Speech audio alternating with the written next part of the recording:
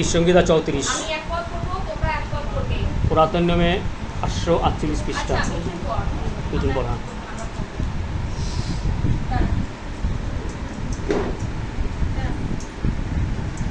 আমি সর্বসময় সদাপ্রভু ধন্যবাদ করব, তার প্রশংসা নিরন্তর আমার মুখে থাকিবে। আমার নাম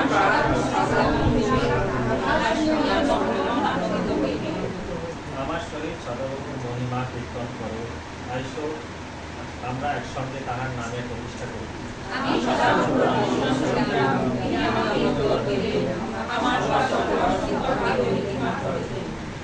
উহারা তাহার প্রতি দৃষ্টিপাত করিয়া কীর্তমান হইল, তাহাদের মুখ কখনো বিবর্ণ হইবে না।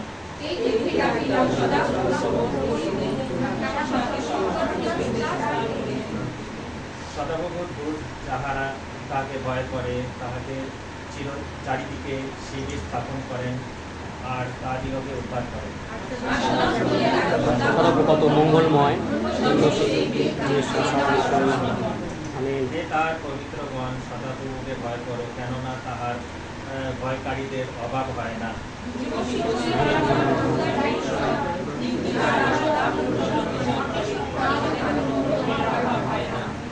আইসো বর্ষগণ, আমার বাক্য শোনো, আমি তোমাদিগকে সদাপ্রভুর ভয়ে শিক্ষা দিই।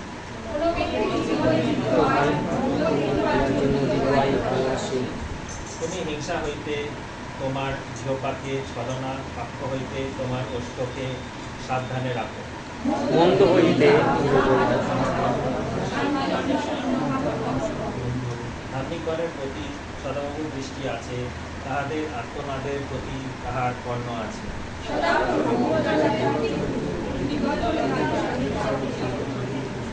ধার্মিকেরা ক্রন্দন করিল, সদাপ্রভু শুনিলেন, তাহাদের সকল সংকট হইতে তাহাদিগকে উদ্ধার করিলেন।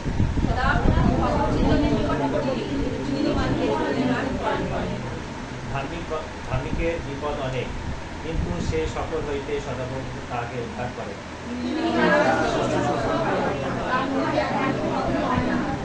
দুষ্টতা দুর্জনকে সংহার করিবে, ধার্মিকের বিদ্বেষগণ নিষ্কৃত হইবে।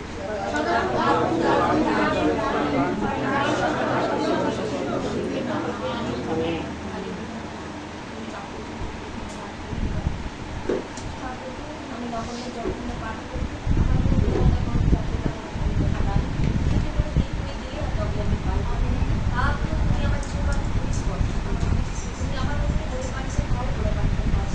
যারা শ্রোতা বলি তাদের কর্মে দিয়ে যেন বন্ধ প্রবেশ করে, তাদের কর্মের মধ্যে পবিত্র করো, তাদের হৃদয় পবিত্র করো, সঞ্চিত করো, আমিন। সুন্দর বাক্য। আমরা ধন্যবাদের আজকে সভা, আজকে সুন্দর একটা দিন প্রভু দিয়েছেন, আর এই সুন্দর দিনে আমাদের ছোট্ট ব্যাসির জন্মদিন। আর সত্যি কথা, যতই বড় হয়ে যাক না সন্তানেরা আমাদের কাছে সবসময় থাকে, আর যতই বড় হয়ে যাক না সত্যি কথা আমাদের কাছে অতি প্রিয় তারা। কেননা সন্তানের কিছু হলে আমাদের অনেক রাত বেলা হয়ে যায়। বাবারা কখন তাকে সুস্থ করে তাকে কখন ফিরবে না, বাবা মায়ের চোখের পাতা তখন আর এক করতে পারে না। তখন মনে হয় সার্বক্ষণ তাদের সঙ্গে সঙ্গে কি দরকার কি না দরকার, তাই দেখেছি দৌড়াদৌড়ি, কত কিছু, রাতও থেকেছে, বাবা থেকেছে, মা থেকেছে, অল্টারনেট করে কিভাবে ওই মেয়েটির পাশে থেকে আজকে জন্মদিন। আজকে হয়তো শয়তান অনেক কিছু ভাবে চাইতো, কিন্তু প্রভু সেখান থেকে প্রভু তাকে উদ্ধার করেছেন। আমিন। তার মা তার পিতা বিশ্বাসী। আজকে বিশ্বাসী সন্তানেরা কখনই বিপদে পড়তে পারে না, আর যদিও বিপদ আসে সেই সকল থেকে প্রভু আমাদেরকে উদ্ধার করে। শয়তান তো থাকবেই জীবনে, শয়তান তো আমাদের জীবনকে নাচাবাচা করবেই, কেন বিশেষ সন্তানদের যাতে কখনই সুখে স্বাচ্ছন্দ্যে থাকে, যেটা তার বাসনা নয়, এটা যে চায় না, কিন্তু সর্বদাই আমাদের পেছনে থাকে। কিন্তু তথাপি প্রভু আমাদেরকে উদ্ধার করতে রক্ষা করতে তিনি সমর্থ থাকেন। হালেলুয়া। তার প্রভু কি বলতে দেখো, কত সুন্দর বাক্য। একমাত্র আমি করি, আমি সর্বসময় সদাপ্রভুর ধন্যবাদ করিব, তাহার প্রশংসা নিরন্তর আমার মুখে থাকিবে। আজকে আমরা প্রশংসা করতে অনেকে পারি না, অনেকে ধন্যবাদ দিতেও চাই না, কেন ধন্যবাদ দিলে কষ্ট, প্রশংসা করলে কষ্ট, কি খরচা হবে। অনেকে খরচার ভয় করতে চায় না, অনেকে মন থেকে ইচ্ছে থাকলেও ইচ্ছে করতে চায় না। কিন্তু আজকে প্রভুকে ধন্যবাদ দিই, যাদের অন্তঃকরণ প্রভু রয়েছে, প্রভুর ধন্যবাদ তাদের অহরহ। তারা কি খেলাম, কি করলাম, বা কি হলো আমার, কি কতটা ব্যয় হলো, সেই সকল তাদের সম্বন্ধে চিন্তা হয় না। তাদের চিন্তা কি, তাদের আমেন। আর তারা সর্বান্তকরণে অন্তকরণ ঈশ্বর নিরীক্ষণ, আমি সর্বদা বলি অন্তকরণের নিরীক্ষণ একমাত্র ঈশ্বরই করে। তোমার মনে কি আছে কেউ দেখবে না, কিন্তু অন্তকরণের পরীক্ষক একমাত্র ঈশ্বর। হালেলুয়া। একমাত্র ঈশ্বর দেখে থাকেন।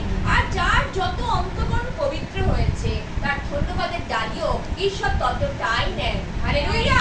এইভাবে ঈশ্বরকে ধন্যবাদ দেওয়া উচিত, আর এইভাবে ঈশ্বরের প্রশংসা করা উচিত। তাই বলছে তাহার প্রশংসা নিরন্তর আমার মুখে থাকিবে। তাই আজকে এক মুখ নয়, আর সকল বিশ্বাসীকে নিয়ে আজকে আমরা সকালবেলা আজকেবেলা থেকে আজকে আমরা কি করেছি, খাওয়া দাওয়া, সকাল থেকে খাওয়া দাওয়া সব করেছি, কিন্তু প্রভু আজকে জগতের খাওয়া দাওয়া নয়, জগতের আনন্দ নয়, তার পিছনেও আমাকে বলেছে কালকে যে প্রভু দয়াতে যে আজকে আমি সন্ধ্যাবেলা ঈশ্বরের নামে আজকে বসতে চাই সব ভাই বোনকে নিয়ে, আর এটা হচ্ছে ঈশ্বরের গৌরব। আর আজকে মেয়েকে যদি ধন্যবাদ, মেয়েকে নিয়ে তারা কি করতে ধন্যবাদ দিচ্ছে, তারা কাকে সর্ব করছে? ঈশ্বরকে। আমেন। হালেলুয়া। আর এই যে নৈবেদ্য ঈশ্বর কি করবেন? গ্রহণ করবেন। আমেন। কারণ তারা কাউকে না জগতের কোনো পার্টি সার্টি, আজকে জগতের পার্টি সার্টি করলে হয়তো আনন্দ সেটুকুই যথেষ্ট হতো, কিন্তু সেখানেই সীমাবদ্ধ থেকে যায়। সেই আনন্দটুকু সেখানেই হয়তো সে তারা নিয়ে চলে যাবে, কিন্তু এই আনন্দ কখনোই ফুরায় না। হালেলুয়া। এই আনন্দ যত চাইবে ততই নিতে পারবে যখন তুমি সভ্যস্ত হবে। হালেলুয়া। আর তখন সেই আনন্দ তুমি ঘরে নিয়ে যাবে, সেই ঘরেও সেই আনন্দ তুমি আওড়াতেই থাকবে, সেই আনন্দের কখনো শেষ হয় না। তাই বলছে যে সদাপ্রভুর বাক্য কি বলছে, তাহার প্রশংসা নিরন্তর আমার মুখে থাকিবে। হালেলুয়া। আমার প্রাণ সদাপ্রভুরই শ্লাঘা করিবে, তাহা শুনিয়া নম্রগণ আনন্দিত হইবে। আজকে আমরা যত নম্র হয়েছি, হালেলুয়া, আজকে নম্র যদি না হতাম তাহলে প্রভুর আনন্দকে আমরা কি করতে পারতাম না, উপলব্ধি করতে পারতাম না। আজকে যদি নম্র হয়ে প্রভুর কাছে যখন এসেছি, আজকে যদি চেয়ে থাকি, আজকে প্রভুর কাছেই প্রভুকেই চেয়েছি, আর যার জন্য আমাদের সেই আনন্দ প্রভু আমাদেরকে দিয়েছে। হালেলুয়া। সেই আনন্দ বলে না আমার প্রিয়া যাক সকল কিছু, কারণ এই আনন্দ যেন না ফুরায়। হালেলুয়া। এই আনন্দ যেন কখনো না ফুরায়, আনন্দ কখনোই ফুরায় না। হালেলুয়া। শয়তানের লজ্জিত হতে হয় পরায়ণ ঘরে। এই আনন্দ শুনলে, গান শুনে প্রভুতে আনন্দ করছো, প্রভুতে প্রশংসা করছো, ও কি হয় দূর থেকে পলায়ন করে। আর কি হয়? আমাদের ঈশ্বরের গৌরব হয়। হালেলুয়া। ঈশ্বরের প্রশংসা হয়। তাই প্রভুর বাক্যে বলছে দেখো, আমার সহিত সদাপ্রভুর মহিমা কীর্তন করো, আইসো আমরা একসঙ্গে তাহার নামে প্রতিষ্ঠা করি। আজকে যদি প্রতিষ্ঠা করি, আজকে যদি আমরা একে অপরকে ভালোবেসে থাকি, গেঁথে তুলি, অর্থাৎ তার নামের গুণেই করি। হালেলুয়া।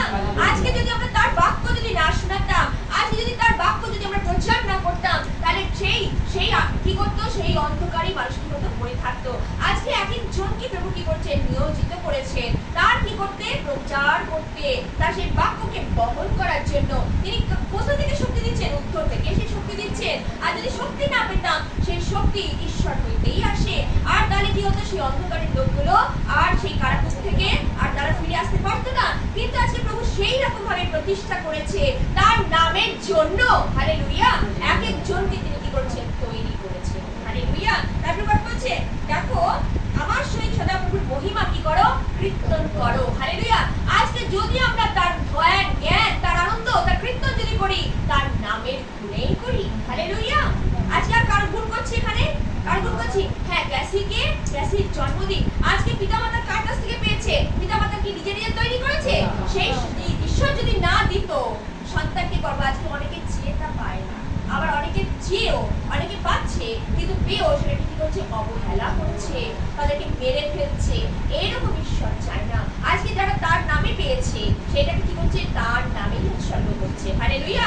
আজকে সামুয়েলকে দেখি আমরা, যখন আমরা প্রথম সামুয়েলকে যখন দেখছি, সামুয়েল কি করেছিল? সামুয়েলকে মাতার গর্ভে প্রথম আসেনি, অর্থাৎ হান্না কি করছিল? শিলোতে গিয়ে কি করছিল? কান্না রোদন করছিল একটা সন্তানের জন্য। তার যে স্বামী ছিল এখানে, তাকে কি করতো? প্রত্যেকটা মুহূর্তে তাকে ভালোবাসতো, কিন্তু তার যে সব ছিল সে কি করতো? সন্তানটা তাকে প্রতিক্রিয়া করতো। তার যেহেতু সন্তান নেই, তার সন্তান নেই, কিন্তু সে শিলোতে গিয়ে কি করতো? ঈশ্বরের নামের জন্য কি করতো? ঈশ্বরকে বলতো প্রভু তুমি আমাকে দিলে পাই, আর আজকে যদি প্রভু না দেন তাহলে আমরা পেতে পারি না। আজকে শিলোতে গিয়ে প্রভুর কাছে সে কি করেছিল? যাচনা করেছিল, কত ভাবে সে কেঁদেছিল, আর যখন কেঁদেছিল ঈশ্বর তাকে দুয়ার খুলে দিয়েছিল। আর যখন দুয়ার খুলে দিয়েছিল আর ঈশ্বর সামুয়েলকে যখন দান করেছিল, সে সামুয়েলকে নিজের কাজের জন্য না, বলেছে প্রভু তুমি আজকে যদি আমাকে দাও প্রভু তোমার কাজের জন্য আমি তোমাকে উৎসর্গ করব। তাই তো স্বামীকে তার কাজের জন্য উৎসর্গ করবে। সুসফল কান্না কি করেছে, না তুমি দিয়েছো আমি আর এটাকে দিতে পারবো না, কথা মানো তো মানো। সেই সকল মানুষ সে হালেলুয়া। আজকে অব্রাহামকে দেখি যখন সে পাচ্ছিল না অব্রাহাম পরের কথা আলাদা, সারার মধ্যে কিন্তু সন্তান হয়নি, তখনও সন্তান আসে, কত বছর হয়ে গেছে, পরে তারপর সে কত উন্নতি ছিল, পরে তাদের অনেক বাচ্চা কাচ্চা সেটা পরে কথা, কিন্তু সারার গর্ভে যখন সন্তান হয়নি তখন সারা ভাবছে যে কি করে হবে, কিন্তু অব্রাহামকে বলছে আমি এই সারার মধ্যে দিয়ে কি করবো, আমি যে সন্তান আনাবো সেটা বালুকণার মতন সন্তান হইবে। আর ঈশ্বর তাই করে। আজকে একটা সন্তানের জন্য সে কান্নাকাটি করছিল, আজকে প্রভু কি না করতে পারে, তিনি অসম্ভবকে তিনি কি করতে পারেন, সম্ভব। যেখানে আজকাল মেডিকেল বলে হবে না, আজকে সায়েন্স বলে যদি হবে না, ঈশ্বর বলে আমি সেটা থেকে হালেলুয়া। আজকে বলে মেডিকেল যদি বলে এই এর হবে না, ওর হবে না, তা হবে না, কিন্তু প্রভু বলে তোমরা বলছো হবে না, তো আমি বলি হবে। হালেলুয়া। প্রভু কি না করতে পারে, হালেলুয়া। কখনো নিরাশ হতাশ হবে না, সময় অপেক্ষা করো, বলে না অপেক্ষা করো আর আমাকে আস্বাদন করো, আর আমি কত মঙ্গলময়। তুমি দেখো এখন তোমাকে সুযোগ দিচ্ছে, আর কি করো, খাও টেস্ট করো, করতে করতে দেখবে কখন কোন সময় এসে যাবে। হালেলুয়া। তুমি নিজেরাও তোমরা চিন্তা করতে পারবে না। হালেলুয়া। প্রভু কি না করতে পারে। তারপরে বাকি বলছে দেখো কত সুন্দর বাক্য যখন পড়ি, বাক্য কখনো একটুখানি সময় মতো হয় না, আমি ভাবি এক হয়ে যায় হচ্ছে আরে, তাই প্রভু বাক্য দেখো এখানে দেখো আমি বলছি 7 পদটা, সদাপ্রভুর দূত যাহারা তাহাকে ভয় করে তাহাদের চারদিকে তিনি কি করেন, শিবির স্থাপন করেন। আর তাহাকে হালেলুয়া। কত সুন্দর কথা, সদাপ্রভুর দূত যাহারা তাহাকে ভয় করে। আজকে তিনি এক একজনকে তিনি কি করছেন, দূতের সঙ্গে কি করছেন, তুলনা করছেন।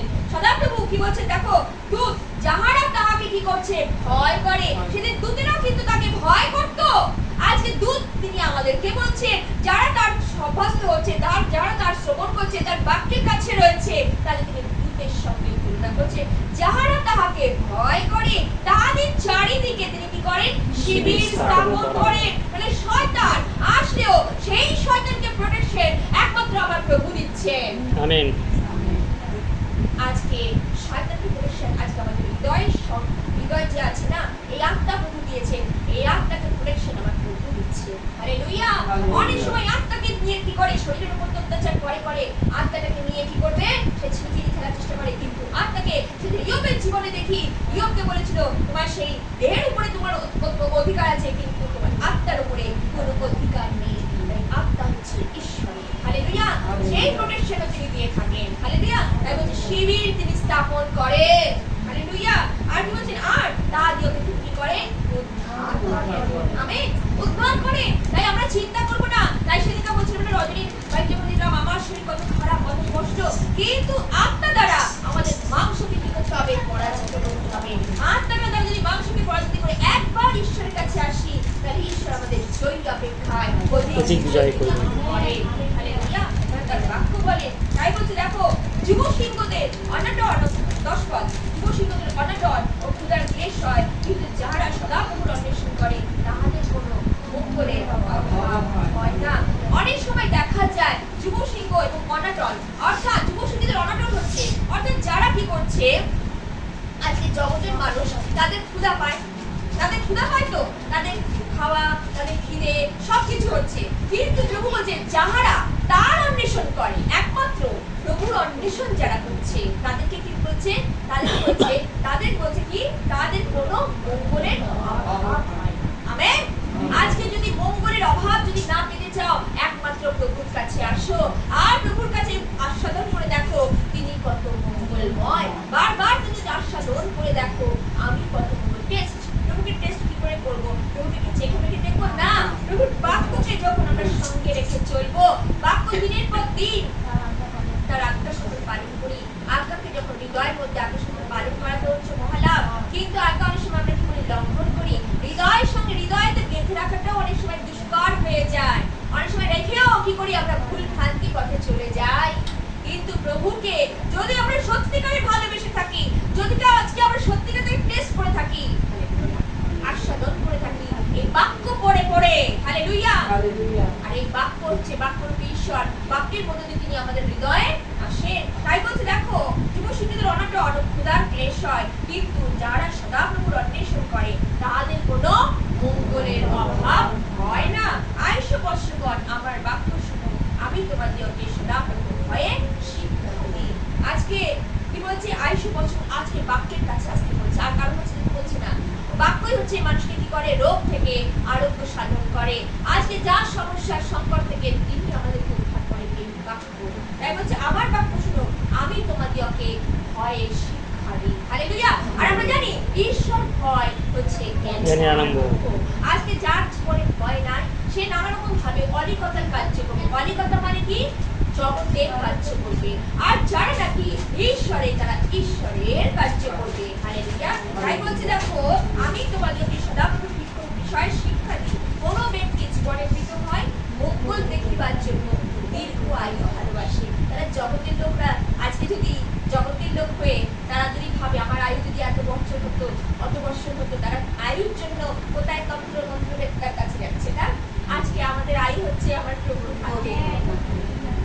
তন্ত্রবদের আয়ুটাকে তারা কি করবে? লম্বা করবে। তারা কত পাথর, কত কিছু তারা আরো বেঁচে থাকবে। আজকে যে প্লেন ক্র্যাশ হয়ে গেল, কে জানতো? কে জানতো এতগুলো মানুষের মৃত্যু একবারে কয়েক সেকেন্ডের মধ্যে এত লোক ধ্বংস হয়ে যাবে? কে জানতো না। কিন্তু প্রভু বলেন আমার হাতে বিশ্বাস আছে। আজকে যদি মঙ্গল দেখিবার হয় তাহলে আমার কাছে এসো। হালেলুয়া। আজকে যদি মঙ্গল, দীর্ঘ আয়ু ঈশ্বরের কাছেই আছে। আমিন। তাই বলছে না, যুব শিক্ষকদের অনাটন ক্ষুধার ক্লেশ হয়। আজকে মানুষকে কিন্তু বলছে যুব শিক্ষক, তারা এত কিছুই করে তাদেরকে যুব শিক্ষক বলা হচ্ছে, খাচ্ছে দাচ্ছে সবকিছু করছে, কিন্তু তারা কি করছে? নিদ্রায় ঘুমাচ্ছে। কিন্তু আজকে যারা প্রভুর অন্বেষণ করে, প্রভুর কাছে আসে, ঈশ্বর তাদেরকে ঠেলে দেন। প্রভুর বাক্যে তাই বলছে, তুমি হিংসা হইতে তোমার জিহ্বাকে, ছলনা বাক্য হইতে তোমার ওষ্ঠকে সাবধান রাখো। হালেলুয়া। ওই জন্য ঈশ্বর, আমি সেদিনকার রজনীমা সেদিন বলেছিলাম, পৃথক করেছে। ঈশ্বর যদি পৃথক করে থাকে তাহলে আমাদের ছলনা বাক্য, ছলনা কথা, মিথ্যে কথা, অনেক সময় ঈশ্বরের লোক অনেক মিথ্যে কথা বলতে না, এটা কিন্তু উচিত না। ওই জায়গায় যাবো, আমি বলি অমুক জায়গায় যাচ্ছি, অমুক জায়গায় যাবো, বলে হ্যাঁ ওইটা করবে না। যদি তোমার বলতে না ইচ্ছা করে বলো না, কিন্তু মিথ্যে কথা বলো না। প্রভুকে এসে বলবে, প্রভু আমি মিথ্যে কথা বলেছি, তুমি আমায় ক্ষমা করো। তার থেকে বলো না, অ্যাভয়েড করে চলে যাও, তাও ভালো। কিন্তু ওইসব কথা বলে ছলনা কথা বলবে না। কাউকে, তোমার স্বামীকেও ছলনা কথা বলবে না, তোমার সন্তানকে ছলনা কথা বলবে না। আজকে স্বামী সন্তানদের ক্ষেত্রে তাই সেম ছলনার কথা স্বামী স্ত্রীর মধ্যে থাকবে না। পবিত্রতার জীবন ঈশ্বর দিয়েছে, সেখানে কোনো অপবিত্রতার হিসাবে কার্য হবে না। ঈশ্বর যেখানে ঈশ্বর কার্য করে, ঈশ্বরের গৃহ যেখানে, ঈশ্বরকে যেখানে তোমরা স্থাপন করেছো, ঈশ্বরকে যেখানে প্রতিষ্ঠা করেছো, কোনো ছলনা, কোনো মিথ্যে, কোনো কিছুই আমাদের জীবনে কিছুই থাকতে পারে না। কোনো দ্বিতীয় কিছু থাকতে পারে না, একমাত্র প্রভু ছাড়া। হালেলুয়া। আমরা করবো, স্বামী জানবে, স্ত্রী জানবে, সন্তান জানবে, তিনজনের মধ্যেই থাকবে। আমরা যেন সত্য পথে চলি, সত্য কার্য করি, ঈশ্বর তোমাদের উপর অযাচিত আশীর্বাদ তিনি দান করবে। তোমরা চাওয়ার অতিরিক্ত তিনি আমাদেরকে দিয়ে থাকেন। আমরা কেউ বলবো না ঈশ্বরের লোকরা অনাহারে রয়েছি, কেউ বলবে না আমরা ঈশ্বরের লোকরা কেউ আমরা হাঁটার কাছে হাত পাচ্ছি। ঈশ্বরের লোকদের ঈশ্বর অফুরন্ত আশীর্বাদ তিনি দান করেন, ঊর্ধ্ব হইতে দান করেন, কারো মধ্য থেকে কারো ঈশ্বর দান করতে থাকেন। হালেলুয়া। তাই বলছে মন্দ হইতে, চোদ্দ পদ দেখি, মন্দ হইতে দূরে যাও, যাহার ভালো তাহাই করো, শান্তির অন্বেষণ অনুভব। আজকে শান্তি কার কাছে? আজকে শান্তি হচ্ছে আমার প্রভুর কাছে। আজকে যখন এখানে আসি, জগতের মাঝখানে আমরা হয়তো এত সময় পাই না, এত সময় হয়ে ওঠে না যে ঈশ্বরকে আলাদা করে সময় দিই, কিন্তু প্রভু আমাদেরকে সময় দিয়েছে। আমেন। একটা মধ্যে 24টা ঘন্টার মধ্যে সত্যিকার তার শিশুদের বলছিলেন, একটি ঘন্টা কি আমার জন্য জাগতে পারবা? জাগে থাকা কি? চোখ বার করে জেগে থাকা? জেগে থাকা ওটাকে বলছে না, অন্তত পক্ষে তার সঙ্গে কি বলছে? একাত্ম হয়ে প্রার্থনা করা। আমেন। প্রার্থনায় বাক্য কিন্তু শয়তান বাক্য জানে, কিন্তু প্রার্থনা করতে শয়তান কিন্তু জানে না। যত প্রার্থনা করবে শয়তান তত লজ্জিত হয়, আর শয়তান পরাজিত হয়। ওই জন্য সর্বদা তিনি বলেছেন, সেগুলো তিনি বলছেন